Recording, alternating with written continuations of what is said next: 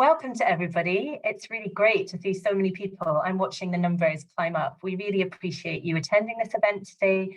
We know you're very busy with marking and planning, so it's really lovely to have such high numbers. So I'm going to deliver the session today on delivering the new Pearson Edexcel MFL GCSEs with confidence. This is the first one of several training sessions we're going to offer, and I'll speak more about that as we go along. So I'm going to start just by giving you a little bit of background on me, and then I'll take you through the aims for the session today. So I joined Pearson 2 years ago, the product team, the MFL product team, and I'm a publisher and specialising in Spanish. So I'm leading on the Spanish print resources, and I'm going to give you a lot more information about the whole team because it's obviously not just me. I've got various colleagues on the call today, and there is a cast of hundreds that have brought you these beautiful new resources that we're really excited about. And yeah, so I joined Pearson 2 years ago. Before that, I was an MFL teacher for 23 years. And I had a variety of roles, head of languages, lots of head of Spanish roles. I taught German and Spanish to A-level, but more specialising in Spanish in the later part of my career. I've also taught some primary MFL as well. I had time out to do that. And in the last 5 years of my teaching, I trained to do some French teaching. I'm a non-specialist, definitely in French, and delivered lessons to year 7 and 8. And I'm sure some of these experiences will be familiar to some of you on the call. And yeah, that's kind of my background. So I'm sure all of you have been super busy doing your speaking exams, feel very proud of yourselves. That's done. I remember all too well the stress of that. I hope the exams are going well and you're looking forward to half term. You're nearly there. The end is in sight. So yeah, without further ado, I'm just going to go on to our aims of the day. I was also going to say as well, part of my experience was teaching extensively at GCSE level. So I have taught very typical GCSE classes in a variety of schools, lots of state schools, and with students aiming for, we're not aiming for, but sometimes heading for a grade 1 and all the way up to a grade 9. So I'm sure, again, that will sound familiar to many of you on this call. And obviously, if you're joining us, welcome to everybody. I'm Fiona Price. I've just made a start and just explained a bit about my background, and I'm just going to go through the aims. This will be available as a recording, so don't panic if you've missed the start. You haven't missed too much. So aims of today, I've got quite a lot to pack in. I'm not going to speak to you for a full hour. I've left plenty of time for questions, but there is quite a lot of content to go through today. So I'm going to introduce you to our whole team, not just myself, and explain a little bit about the planning behind these new courses that Higher Edexcel has just published. So they are available now in Spanish, French and German, and I'll explain more about Foundation as we go along. They mirror exactly the Pearson Edexcel GCSE 2024 specification, and I'm going to talk to you about how we did all that planning, how we planned the structure of the books. I'm going to walk you through our modules and talk to you generally about the key things you need to be looking out for in terms of how the content works, the thematic context for Pearson Edexcel, and also those subject areas that are also listed in the specification. I'm also going to touch on our other resources because we are obviously a full surrounding product. So we've got our print resources, but also our digital resources, and I'll go into a bit more detail about that. And I'd also like to show you some examples of our content. I'm sure lots of you will have seen samples that we have available. Please, if you don't have those already, please do go on to Pearson because there's plenty of things that you can download, including the schemes of work for Foundation and Higher, and lots of lovely examples of our content. And you can, of course, buy our Higher Edexcel books, and you can pre-order our Foundation ones as well. And I'm also going to touch on our approach to D&I, which is something we're very proud of in our resources. And as I said, there's plenty of time for questions.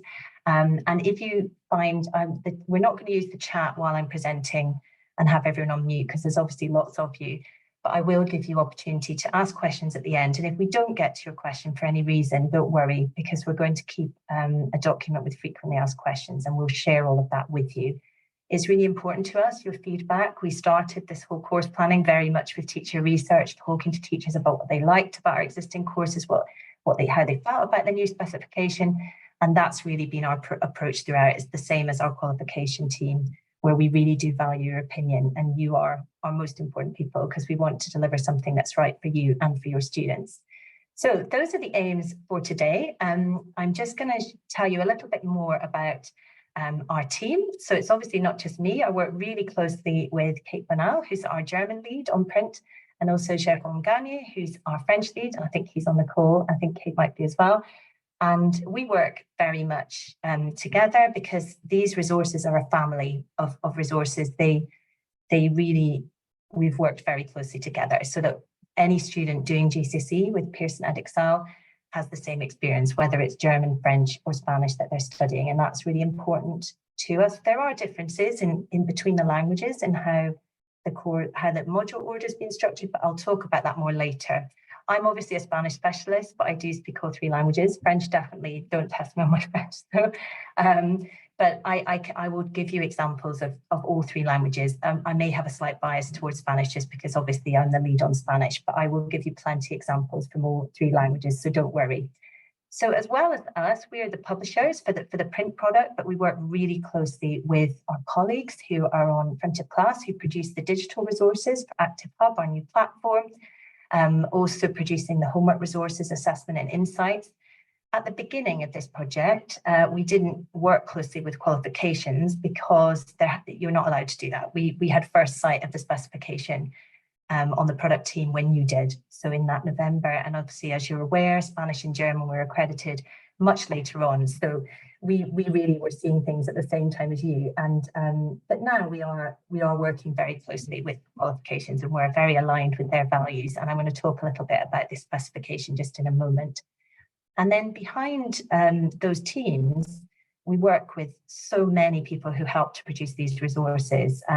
We have a whole team in-house of highly experienced publishers and editors. We also have freelance teams, and we work with our supplier, NewGen, really closely. We work with an incredible design studio, a recording studio. We have our R&P teams who help us with research and with photo credits and making sure that the quality of these resources is absolutely top-notch. Lots and lots of linguistic input, people with language specialisms, obviously.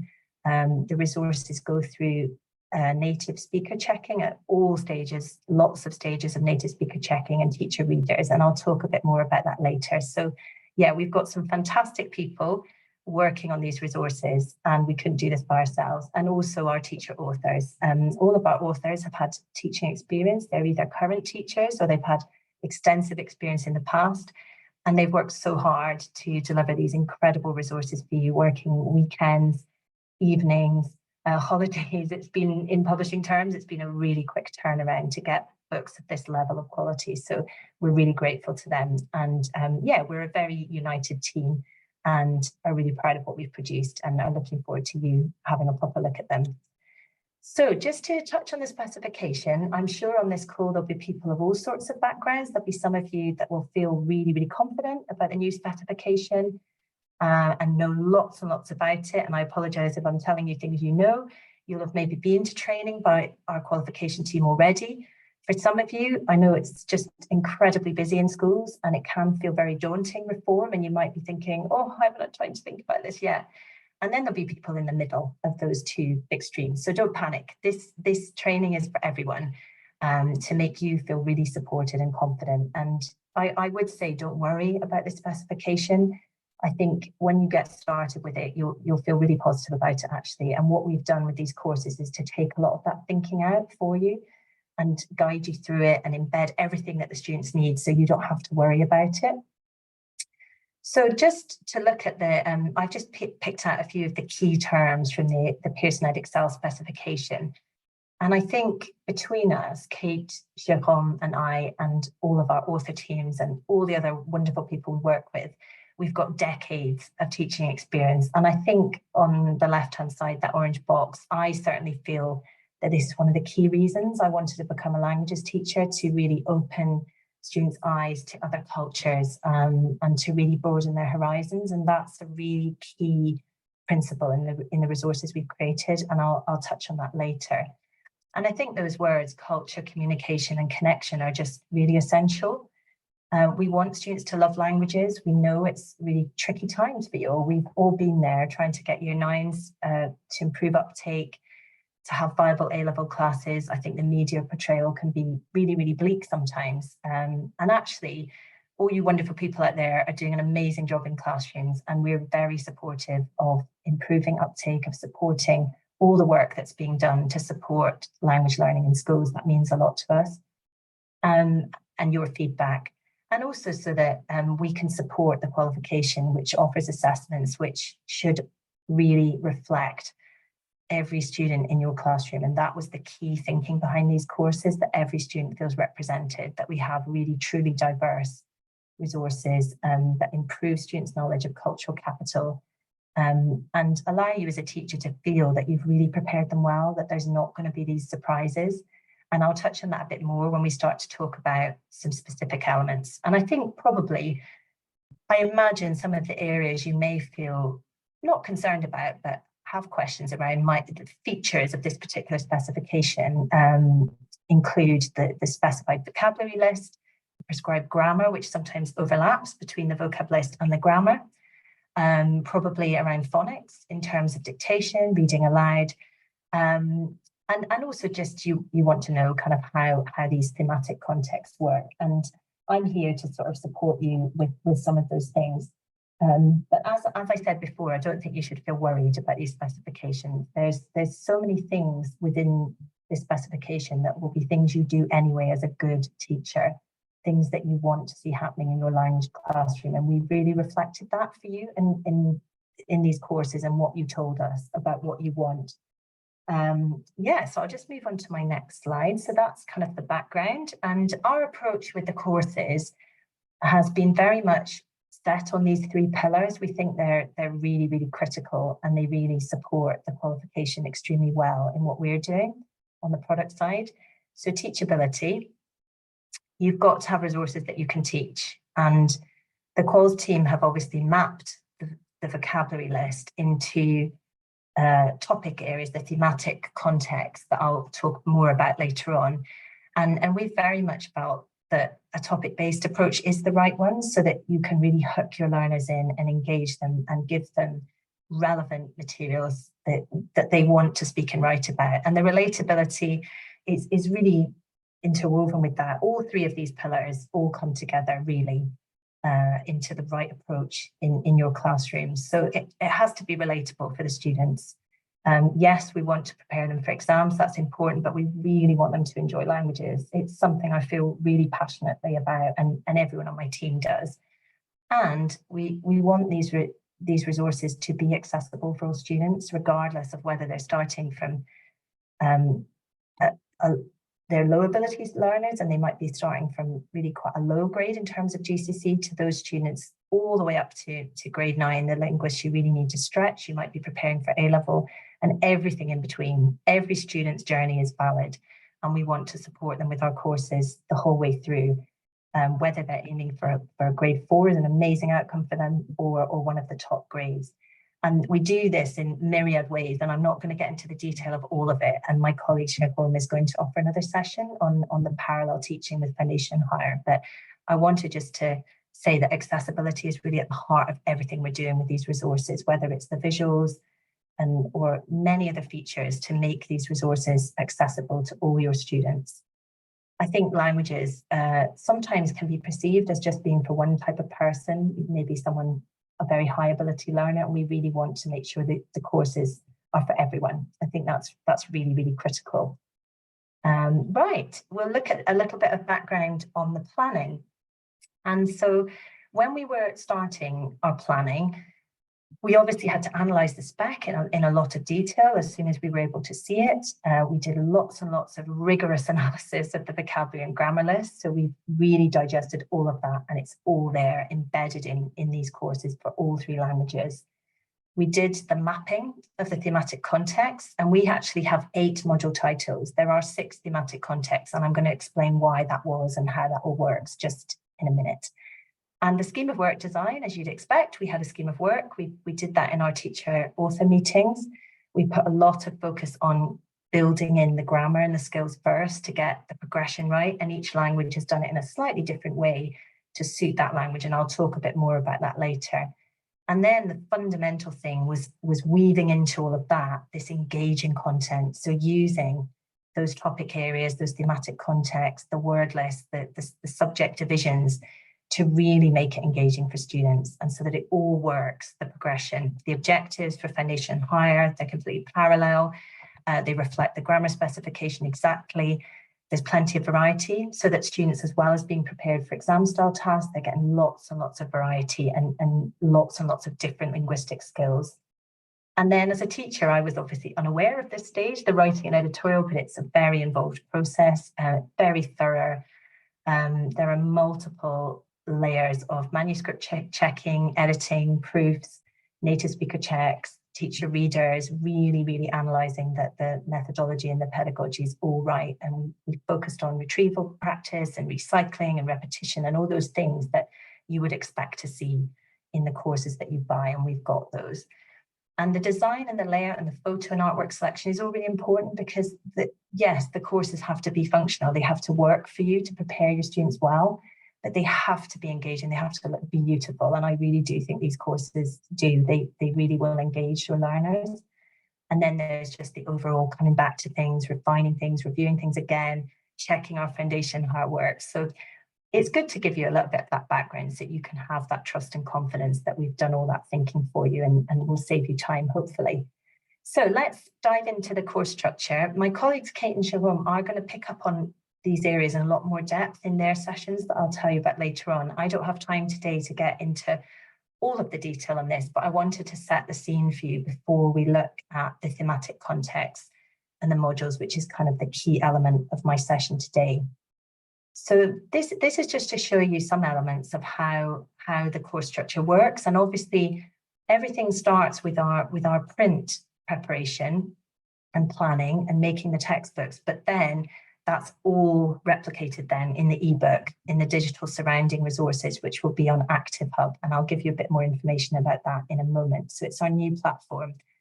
And so everything really starts with that. And then we work very closely with our front of class colleagues preparing digital resources so that all the audio, all their surrounding worksheets and resources, everything works and everything comes together. So just to touch on a few of the key elements of this, and remember you are getting this as a handout, you will have all these PowerPoint slides, so you shouldn't need to make extensive notes. And I'm going to give you my contact details at the end, so if there's anything you're not sure about, please do ask. That's what we're here for. And if I don't know the answer, I'll find someone who does. So in terms of each module, you're going to see each module start with a culture spread, and I'm going to show you an example in a moment. We felt that culture needed to be at the heart of our resources. This is what teachers told us they wanted in research. They just wanted more culture. We know that students love it. If you've been in a classroom, you know that that's what they find very, very engaging. So yeah, we've got that front and center, and then it permeates all of the modules, really. It's not just stuck in a small section. It's really important for us.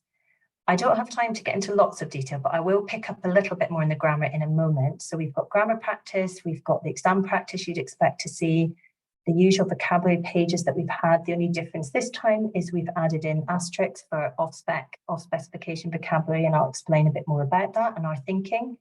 And also, if you're using a higher resource, you'll see the higher words will be highlighted in bold, so that if you're doing a mixed ability teaching, you're doing that as in one class, you can see clearly which vocabulary is not on the foundation specification.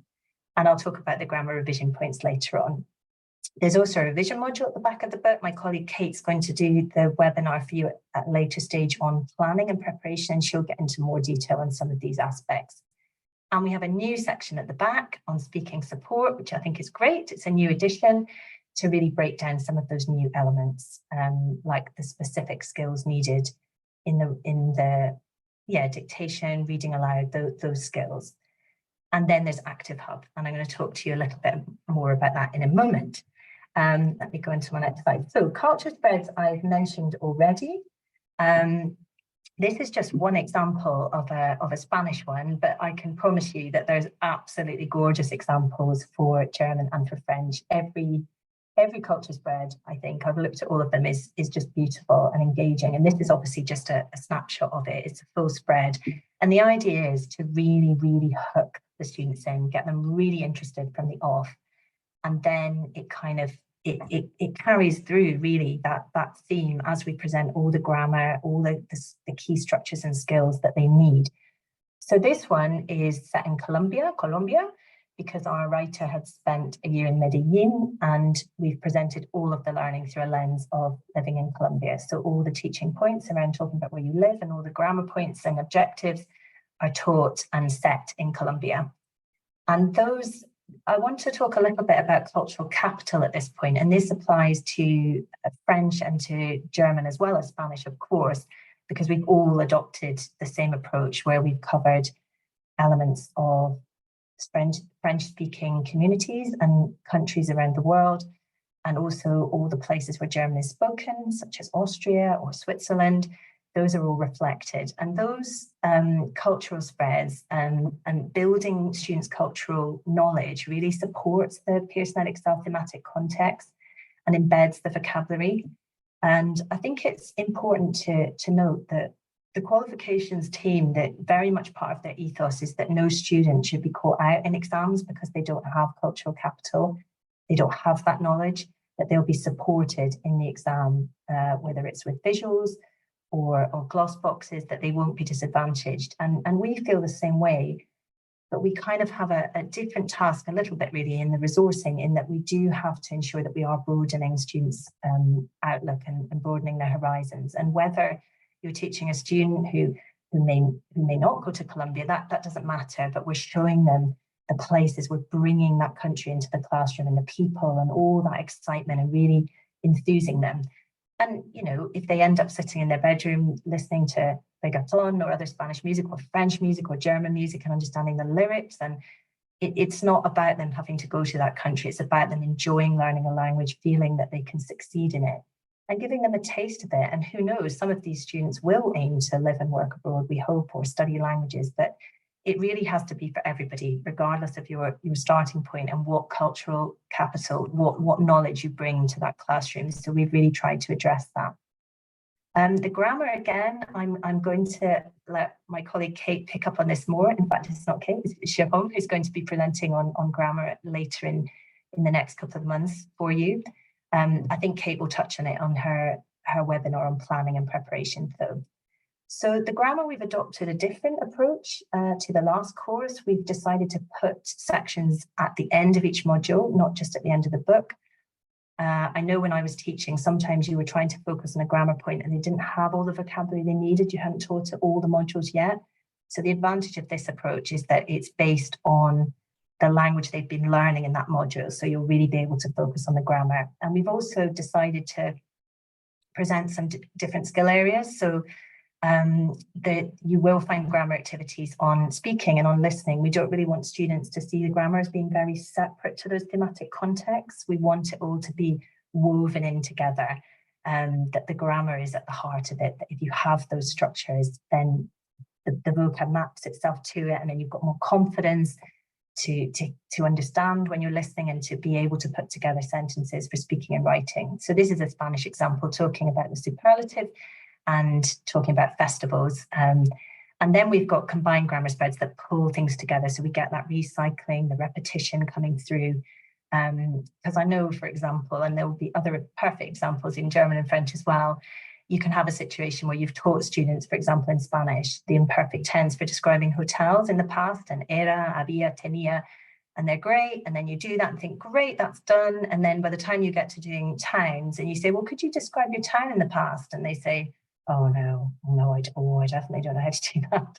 And you're thinking, you actually do. So it's really for us about really explicitly showing them those links and using that language they've learned and applying it in different contexts and to different topic areas. And it's important, and in all skills, applying grammar, not just in reading and writing, but in all 4 skills, because that is really a critical linguistic skill. And the nature of this specification is, it's more than words. It's not just about a vocabulary specification, but they could meet that vocabulary across any thematic context in any part of the exam. And so they have to be able to apply their knowledge to different areas. And I'll talk more about that in a minute. So I'm just going to talk briefly about ActiveHub. I'm sure we might have some questions about it. And I would really urge you to talk to the sales consultant so that they can guide you on the best resources and the best package for your school and get that set up. We can obviously get you to put your name in the chat at the end if you do want that and to speak to a sales consultant. So ActiveHub will be coming out for existing users. There'll be an automatic transfer to have access to ActiveHub, and for people who are new to us and to our resources, there's going to be a free trial period where you can experience that. And it's got the ebook and huge amounts of resources that I'm going to allow my colleague Jerome will get into this in a lot more depth in his session at a later stage. But there's homework tasks that are mobile friendly, big improvements on what we had available at the time on Active Learn for GCSE. We've tried to improve and enhance that, and you can slow down listening files, which is great. There's going to be enhanced answer PowerPoints, the worksheets you'd expect to see, and a new level really of assessment and insights to really take away some of that work from you so you can analyse your class's performance, put together past papers for them, plan your lessons, set everything up, especially if you're doing foundation higher where you want to cherry pick which activities you're going to do from which tier. That's all going to be much easier for you. And that's just an example of an ebook page. As I say, I've got a lot of content to get through today, so I won't be able to tell you any more than that today, but there will be plenty of training coming on that, and we're happy to answer any questions that you might have. But we're really excited about this new platform and think that it's going to offer you, really amazing experience. Parallel teaching, again, Shahoma is doing a whole session on this, on parallel teaching, but just to say that we've always had foundation higher versions, but this time they're absolutely parallel. The pages are identical. And I think you'll find this is just brilliant with mixed ability teaching, which is so common now for GCSE and languages. So you can really choose, oh, I want a slightly easier task to start this module, or I think I might do the 80 to 90 word question. Maybe those students need the 40 to 50 word one. So you'll be able to do that. And as I say, Shukun will tell you a lot more about that. I'm going to dive into the content now, which is really the main content of my session today. And so, as you'll be aware, Pearson Edexcel has 6 thematic contexts. And some of you might have wondered, well, why have you got 8 modules? And the reason for that is because we've split 2 of the thematic contexts in 2, because actually, although the vocabulary is significantly thinned out, if you think about our previous courses, it's hard to give you an exact number, how many words students needed for the old specification, but you could be talking, you might introduce them to 2,500, 3,000, maybe more. I'm not sure, all those sports that we used to teach them. I remember seeing a specification example in those early days of the previous spec, and it was a photo card with kind of kids in a kayak with oars and a helmet on a lake in a forest, and I found myself thinking, have I taught them all of that? And you're not going to have those worries now, because although there's no surprises here, are there? They're very standard themes really that you'd expect to see for GCSE, and our modules are exactly the same, but you won't, it's far more thinned out, 1,700 words for higher and 1,200 for foundation.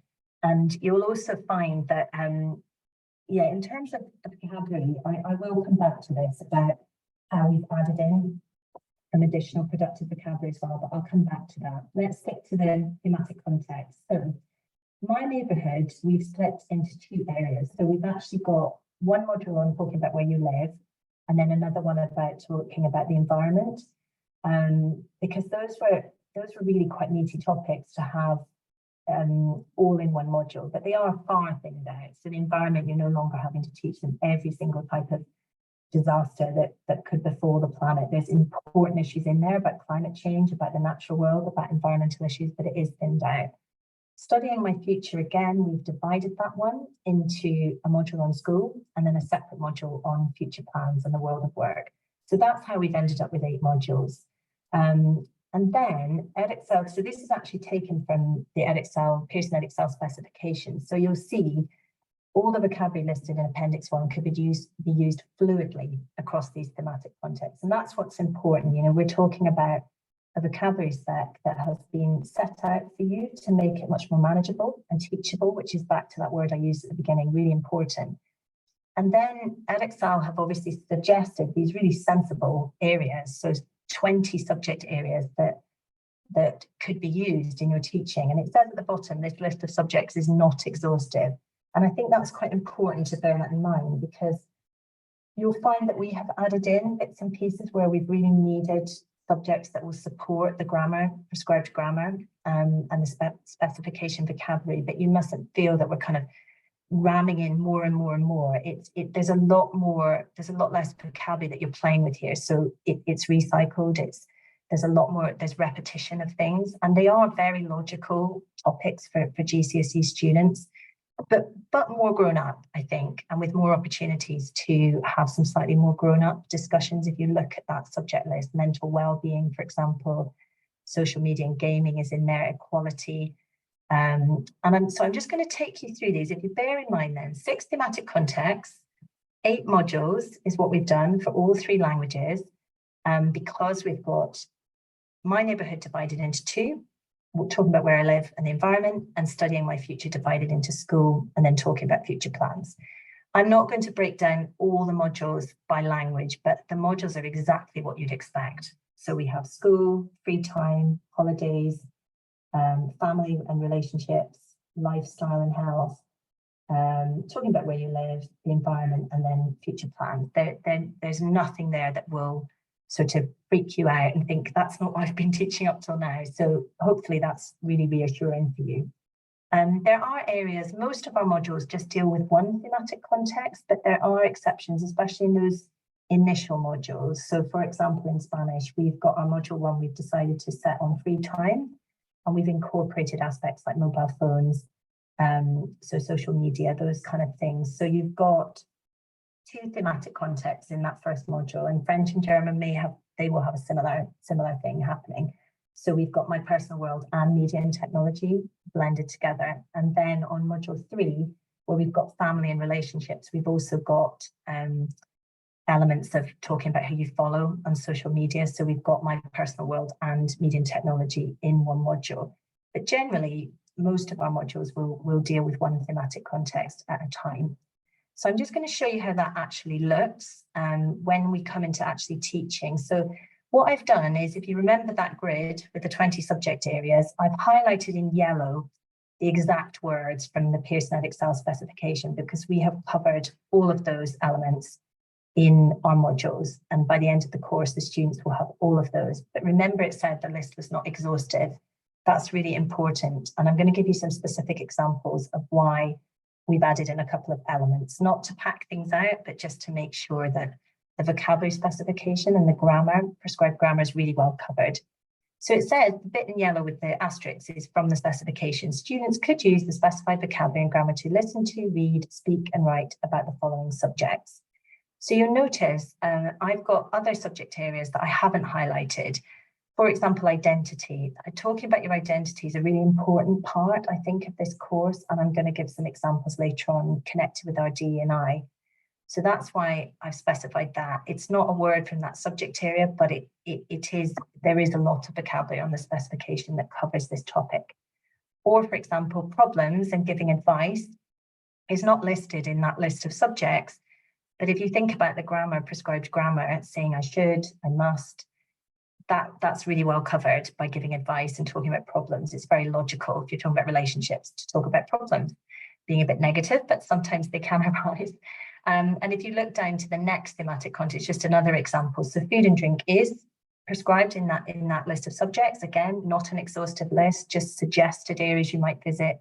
We've added in meal times because we think that's really important if you're talking about food and drink, and also talking about authentic dishes from target language countries. Again, it's back to that cultural capital, really broadening students' horizons, engaging them, making the material relatable and relevant to their lives. So those are just some examples. And if I just show you the other ones, so you'll see these are further 2 thematic contexts where I've highlighted in yellow words that are in that grid of subject areas, but we've added in a few small additions to that. So in media and technology, for example, we've added in looking at role models, prominent people from the target language countries, because we think students are interested in that. We think it's important that they like that. It links to social media and gaming. We've added in some elements in some areas of activism and social issues. In Spanish, it's actually with the environment, because we had some vocabulary on that list that seemed to work well with that. And then the final 2 thematic contexts, as they're ordered in the Edexcel specification, you'll just see where it's all fairly logical oh, it's not fairly, it's very logical what we've done. So you'll see that school is the highlighted word that's in that grid. But I've pulled out learning languages because we do touch on that in all three languages in our courses because we think it's important. And as well as picking out accommodation, tourist attractions for travel and tourism, we have added in aspects of customs, traditions, and festivals, because the specification list sometimes lends itself to that just by itself. So we've got La Tomatina, the tomato throwing festival in Spain, but also just because, again, we're trying to add cultural capital. We know that teachers wanted that. They asked us to have that in the courses, so we've done that. And just to talk just briefly about the order that the modules come, I know we've had questions from teachers, well, why is the order different for French, German and Spanish? And the reason for that, so for example, German, the first module's on school, and in Spanish and in French, actually, it's on free time in module 1, and they do slightly vary. It's because each language analysed the modules we picked, looked at their at the thematic context and the subject headings for vocabulary, but also looked at the grammar and the grammar specification and thought, well, actually, what is going to give us the optimum progression for students? So it depends what you want to focus on. In Spanish, we felt that we really needed to have those 3 key tenses in right from the start. So the preterite, the past tense, the present, the near future. And so free time was a really good way to embed that. You know, in French, you're looking for, well, the passé composé has to be front and center. We're going to have to get that in near the beginning in those first modules. German, it would be, you know, the perfect tense you want to have there. So really, it was about each language team mapping out the progression, the grammar, and then making that work with the modules. But the experience is the same. All students, regardless of which language they're studying, will cover all of the thematic context, all of those subject areas, and what they need. And in terms of coverage of the vocabulary specification, if you've looked at it in detail, you'll see that the nature of it is such that because it's from the top 2,000 words, and it's 85% have to come from that. There are some words in there that you wouldn't always see on a GCSE list. And we've really made sure that we're not just presenting lists of words from to learn, that it's really embedded and it's teachable within teachable text. So where we haven't been able to cover absolutely every word, we've covered an enormous amount of them. It will be covered by our surrounding resources. For example, independent practice, the homework task will cover 100% of the vocab specification list. I'm going to move on because I'm conscious of time and allowing time for questions. I'm just going to show you examples of each language because I'm sure you want to see them. It's going to be a bit of a whistle-stop tour, and I know that Kate will have more time in her session when she's looking at planning to look at these, and I'm sure in Jérôme's sessions he will look at this as well. But I just wanted to give you a flavour of how this actually works in practice with the thematic context and those subject areas as well within that. So this is from German, was machst du online? You've got media and technology is the thematic context, but the subheading there, one of those subject areas is social media and gaming. Ich liebe Sport, so obviously you can see it's diverse. We've got some lovely diversity on the page, really engaging for students. This is actually a cultural, one of the culture spreads. Looking at startup companies, really relevant, really engaging for teens. I apologize, this is very quick, but I'm just conscious of time. Examples from French, we've got this lovely spread on school. And as I said, it's not all the activities are set in France. This is set in Madagascar, so students really get a flavour of all of the places in the world where French is spoken and opening their horizons, and they're increasing their cultural capital. We've got a lovely spread on, again, food from throughout the French-speaking world, and you'll see an activity there on pronunciation. I'll talk about that a bit more in a minute. So this would come under lifestyle and well-being, but it's picking out food and drink. This is very quick, and you'll have more time to look at this in your leisure and obviously look at our samples, and you'll see them in the books. This is an actual survey based on a real survey to really something that teens are really interested in. I think it's really relevant in their lives, climate change. So this is set in Madagascar as well, about environmental issues. And then in Spanish, we've got Silla de Ruedas is on our specification list, wheelchairs. So we've set it as a boy in Tenerife who's won a competition to travel to Mexico and experience all the wonders of Mexico and boost the cultural capital while teaching a grammar point that's really important, but they barely realize they're doing it because they're hopefully engaged and interested. This was just to show you an example on my personal world and just pick out the pronunciation side. I'm sure lots of you will be thinking about dictation and reading aloud.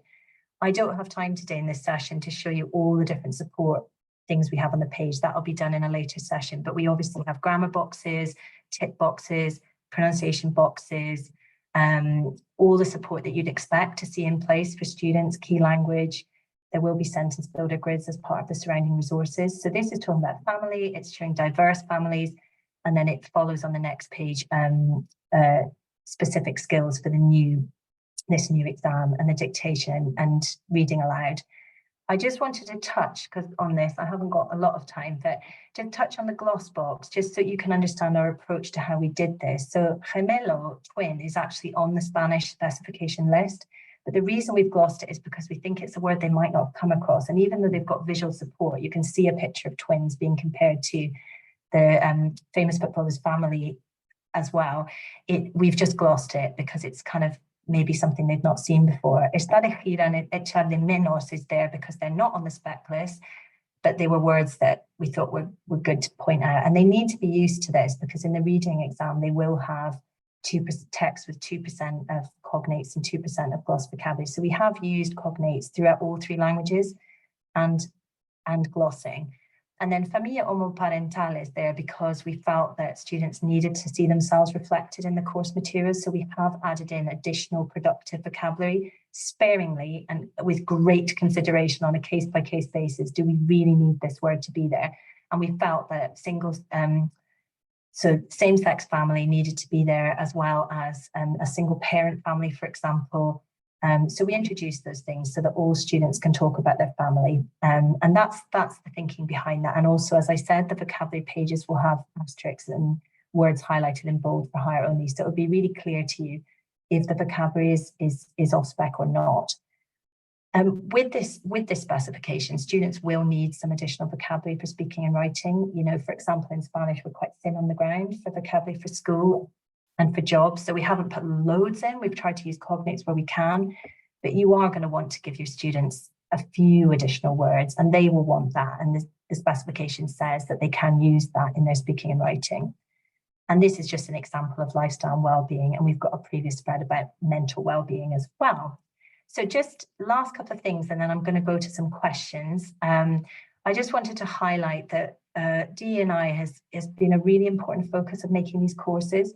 Those of you who use our existing courses will know that Dynamo for French is on our newest course from 2019, but obviously the world has moved on a lot in the past 5 years.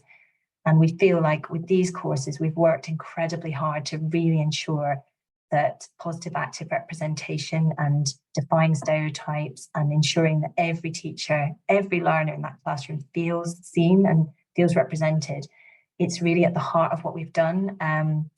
And I think you'll be really pleased when you see the resources in full. We've worked with expert D&I reviewers, and we've tried really hard to make sure that that is there throughout all of the courses, all of the languages. It's really, really important to us. And as part of that, you'll see some topics that, I mean, I've never seen them in textbooks for languages before. I think they're wonderful additions. So talking about your identity, your sexuality, the use of gender neutral pronouns. It's in a state of flux. In Spanish, it changes all the time. People have different opinions, but we felt that even though things may change in future years, it's got to be in there. We have to have those discussions because students talk about this in the classroom all the time, and their language learning should address that as well. So I just wanted to quickly highlight the other webinar training events before we go to questions. We've got a full program of training. I would really recommend you to go on the link and have a look if you haven't already. You'll see some of the sessions that are coming up. Also, I would recommend Rebecca Waker is our subject advisor. She's on LinkedIn and is on lots of the MFL Facebook platforms and on X, formerly known as Twitter. And I know that the calls team are delivering lots of training as well on specific to the exam and the elements of the exam alongside what we're doing. And there's also getting ready to teach events. I am also on LinkedIn. I'm Fiona Price with a Y. So please do look me up. I put lots of information there. It's not something I knew about as a teacher being on LinkedIn, but it's actually great. There's a lot of teachers on there now. And obviously all the usual Facebook, Secondary MFL Matters, all those groups, I'm on there. So please do reach out. I'll put my email in the chat now so that you have it as well. And I know my colleagues would urge you to come forward and ask any questions that you have. So fine, I'm going to ask you to open up for questions. We'll open up the chat so that people can ask anything that they would like to while we've got some time left in this session. This is open now. Thank you. Brilliant. So please do put some questions in the chat if you would like to. No question too stupid. We'll have a go at answering them. Or if you would like to, come off mute and ask them. So ActiveHub release, that's a good question. I'm sure lots of you are asking that. Do we need to pay for both? Okay, I can answer both of those questions. So if you're an existing ActiveLearn subscriber, there's going to be migration over to ActiveHub happening between the 17th and 28th of June. We're doing it in that way because obviously we want to make sure everyone has the right support and do that gradually. So there will be free access from that point. And then when you come to renewal on the 1st of September, then you can talk to your sales consultant and make sure you're on the right package because there's discounts for multiple languages, etc. And then if you're a new customer, there will be a free 30-day trial starting from the 28th of June. You won't end up paying for ActiveHub and ActiveLearn at the same time. So once you've subscribed to ActiveHub, you will automatically get access for another year until September 2025 for the old ActiveLearn GCSE resources. So I'm hoping that that answers that one. I'm just going to scroll back up because I think they're coming thick and fast. Let me just check that I've done all of these. So that was the ActiveHub one. You don't need to pay for both, but I would say the sales consultants, we can put you in touch with them. Look on the website for details. There's amazing teams to support you with this and guide you through it. Share the recording. Yeah, we absolutely will do that. Yeah, no problem at all. So if you missed the beginning, as a delegate, you will have access to that. That'll be absolutely fine. And you've also got the PowerPoint. If you have other subtopics. So remember with that, I would say that remember the questions in the exams are about that they can cover any of the vocabulary from the specification list. So in our other subtopics, they are only there if they're relevant to that grammar specification or to that the vocabulary specification. So yes, they could then crop up in the exams, but be reassured that everything that we've put in that course is going to be useful for them. And if there is additional productive vocabulary for them, they're not going to be tested on that in the exams, but they might use it in speaking and writing. There's not loads of it, but that's why it's there. And you'll find as teachers, you'll want to do that because if, someone's dad's an engineer and that word isn't on the prescribed list, they'll ask you, well, how do I say that? And you'll give that to them. They're not going to meet it in a reading and listening exam, but they'll have it. So because we want the students to be able to say, write and speak about what they want to. I'm just scrolling down Key Stage 3 resources. I am doing another session on this, so look out for that. It's details are on the PowerPoint. Please also make sure that you are using our new phonics resources. So we've got full packages of phonics resources as part of your existing ActiveLearn for Key Stage 3. And we've also got phonics assessments, really light touch, simple, short phonics assessments that cover all 3 books that you can use. We are really open to people's ideas and feedback about Key Stage 3. It is an area we're going to actively start looking into. We needed to obviously get Key Stage 4 sorted. We know that as you start teaching in the autumn term and already you're going to have thoughts about, well, how is this going to work with Key Stage 3? I would reassure people though and say that our existing Key Stage 3 courses, so Viva, Stimmt and Dynamo, do work brilliantly, to be honest, with the new Key Stage 4 spec in its existing form. That the topics actually, they do mirror each other very well. But there are questions around, well, are we happy with Key Stage 3 as it is? And we really would welcome your feedback. We are hoping to put around a survey asking for people to be involved in research on that. So I would look out for the phonics resources. They're there, they're on ActiveLearn. Let us know if you can't find them and the phonics assessments. And then we, watch this space. We will have to give students additional words. It's not that you have to give them additional words by any means. You don't have to. You need to cover the vocabulary that's in the specification list, which we have done in our full surrounding resources. It's more that on the specification list, for example, for jobs, there's a really restricted range of jobs on the specification. It's just the way that the top 2,000 words work. So for example, in a lesson, if you were doing work and jobs, you would teach them what we've got in there, will clearly, they will be from the specification, and if they're not, it will be clear. But if a student asks you, well, my dad's an engineer and it's not on the list, you'll probably say, okay, fine, you know, this is how you say it, you know, ingeniero, and then they can use that in speaking and writing, but don't feel that you're going to have to put loads of work in supplying them additional vocabulary. You won't need to do that. It just might crop up. For example, we've got describing yourself, and we don't have the word trentas, braids, for afro hair, but we felt that we needed to include that so that all students could describe themselves. So we've added it. It's in a key language box and it's in a gloss box as additional vocabulary, but it won't appear in listening and reading exams, but it's there for that really important reason. So hopefully that's clear. Yeah, Key Stage 3 Stimmt, back to what I said before, that again, you'll find that the topic areas for Stimmt, though, Key Stage 3 do work very well actually with the Key Stage 4 topic areas, but obviously we are really interested in your feedback on that and what you think. But remember that Stimmt has got the newest phonics additional resources and phonics assessments, so they are all new. So if you look in your Stimmt resources, you should find those there, and let us know if you can't. Yes, ActiveHub is going to be mobile friendly. That's definitely a bonus. Yes, scheme of works are available. So if you have a look, if you just need to sign up on the website to have access to samples, and then you'll be able to find a tab with the foundation scheme of works available, because those books are coming out later in the summer. But there is a sample of one module foundation, and you know we will try and give you another couple as well before then. But you've got the foundation scheme of work and the higher scheme of work, and they are in draft format because we're obviously going to finalise them once the book's published. So that's a work in progress. We're working as hard as we can on that. Cost for ActiveHub will be broadly similar to what you're paying already, but obviously it depends on the package you're on. So I really would recommend talking to a sales consultant to make sure you're on exactly what you need. And as I say, you won't be paying for both. If you sign up for ActiveHub, you'll get access to ActiveLearn until September 2025. Do you have a resource that shows the tracking of the vocabulary? There are various tools available, and the qualifications team have this. We can't currently show you exactly where the vocabulary appears, but it will be in the scheme of work, and you'll see it in the vocabulary pages. So you'll be able to see how words are repeated and recycled. I think that will come through in the scheme of work and how we've devised the modules. But yeah, I'll consider that question and give that more thought. But at the moment, we can't show you exactly where the words appear, but it is there, that recycling. It is embedded in what we've done. Online version of the vocab. Yeah, we are going to have the vocab list will be on ActiveHub, so you can download those. I think that's what the question means, hopefully. We're having to guess which subject will match which module.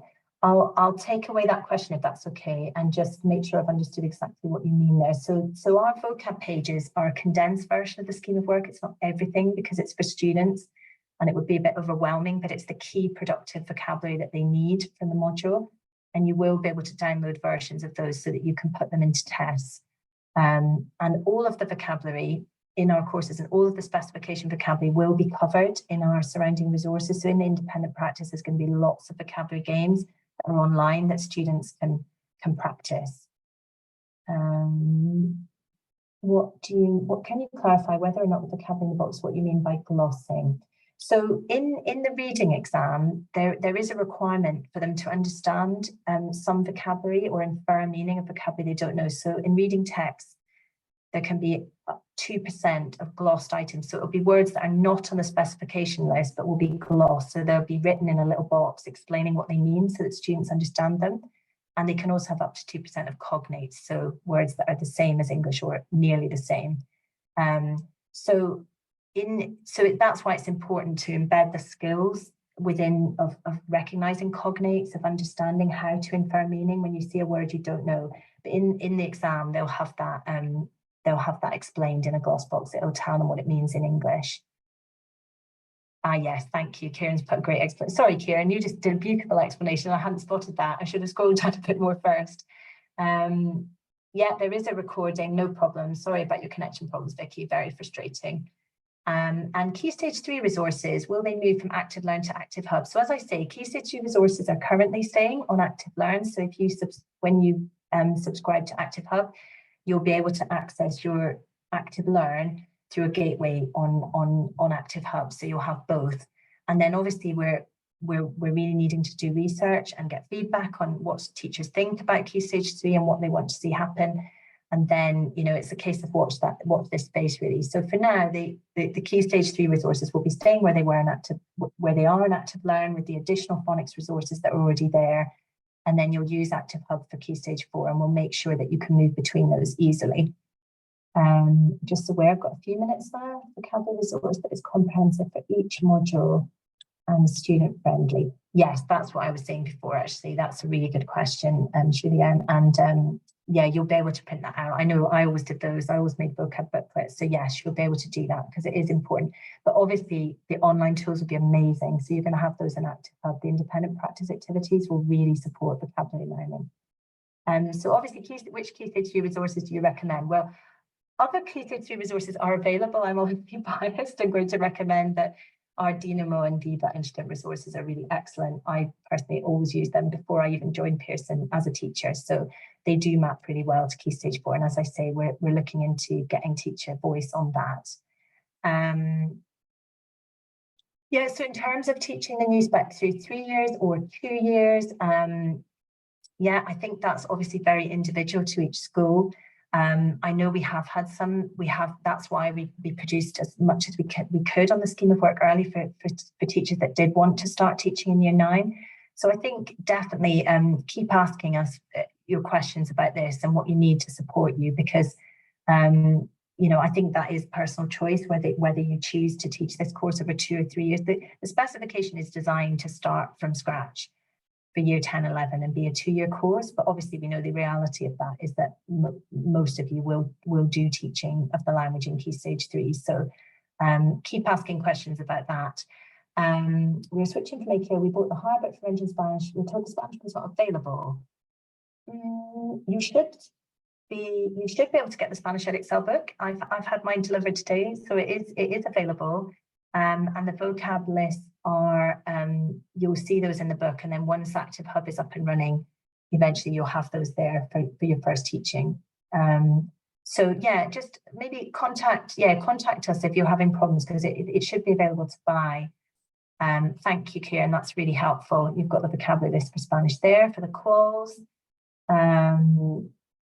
Active Learn tasks on ActiveHub. So as I said, on ActiveHub, you're going to see independent practice tasks on grammar and vocabulary, and you'll have those resources you'd expect to see, like the worksheets on phonics, on speaking skills.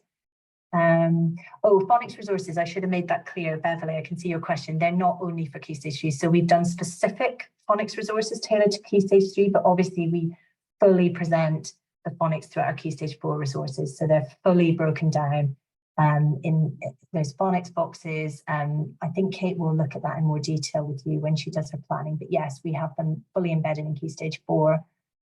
Yeah, the question, Diane, I would definitely recommend consulting a sales consultant to make sure you can get a package that's affordable for you for the size of your school. So new Key Stage 3 resources are not coming this summer. We have added the phonics resources though, so they are there, and then we're looking for feedback. Yeah, the numbers of students. So again, sales consultants will help you with that. I think I'm going to run out of time. I've only got about a minute left. I don't know if anyone of my colleagues can see anything burning questions scrolling down the chat that I haven't answered. If you want to come off mute, I'm just going through them kind of in the order. How can you access phonics resources if you don't have Active Learn? So the phonics resources, you can buy those actually as a separate pack.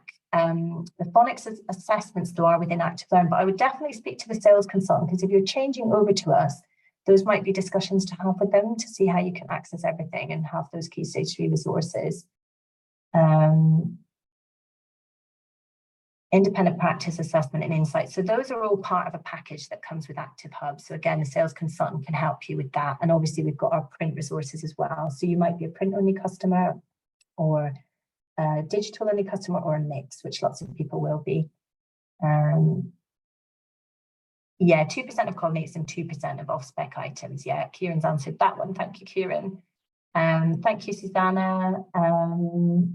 Yeah, so Exam Pro from AQA, yes, so ActiveHub is going to replicate that format where you're going to be able to build papers and access plenty of resources for your students. Kieran's answered that as well. And it's free with Pearson. Thank you, Mike. The recording you will access because you're a delegate, that you'll be able to access that recording. Yeah, in terms of multiple choice questions, yeah, so in our exam spreads, the question types will exactly replicate what we've seen in the SAM spread Excel, but in our core, we may have some slightly different task types that are constructed to build skills. So you might see some variety, but in the exam spreads, they will exactly map the specification. Is there anything else critical that, brilliant, Jerome's put a link there for you. I'm just aware there's a lot of messages, lots of people saying thank you all. We've slightly overrun by a minute. Lots of thank yous, that's brilliant. I think Kieran, I think we've maybe answered everything. Wow, gosh. Yeah, so thank you to everyone for coming, and obviously reach out to us. I'm just going to put, I should have done this earlier, I'm just going to put my email in the chat. It should have gone on the PowerPoint, but I'll put it here now. So it's fiona.price@pearson.com, and obviously there's lots of other people on the team and on the website that will be able to help you as well if you have any further queries. I think, Fiona, we're ready to end the session. Is that sound about to you? Yeah, thank you. Thank you, Fiona Price, for today's session, and thank you everyone for attending, and I really hope you found it useful. Have a great day and stay safe. Thank you, everyone. Okay. Thanks, everyone. Bye.